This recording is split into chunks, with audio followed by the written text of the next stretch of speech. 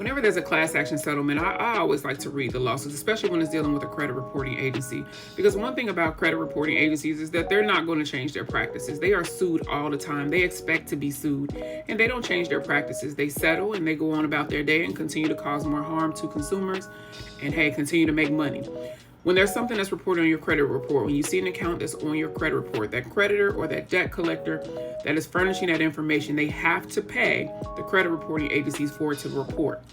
With this particular settlement, and like I said, I love to read settlements because you learn a lot. You get to see what laws are being used. You get to see exactly what took place.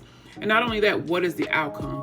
And when we're dealing with a $2.5 million settlement, that isn't much money at all, especially to an agency that makes billions of dollars, okay?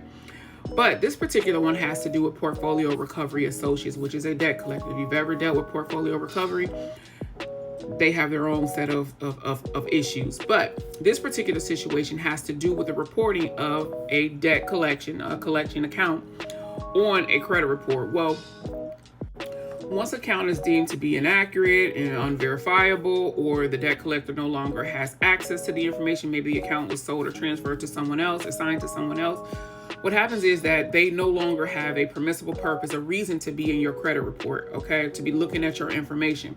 So what happened was TransUnion was still supplying Portfolio Recovery Associates with information about these consumers who had accounts with Portfolio Recovery Associates, even after the time period that they're stating that they no longer had access or should have access to these consumers' information. But of course, TransUnion is denying. They are not taking any accountability for anything. They just settle. And this is the part for me. I think about the class members in this and the amount of monetary relief that they're actually going to get.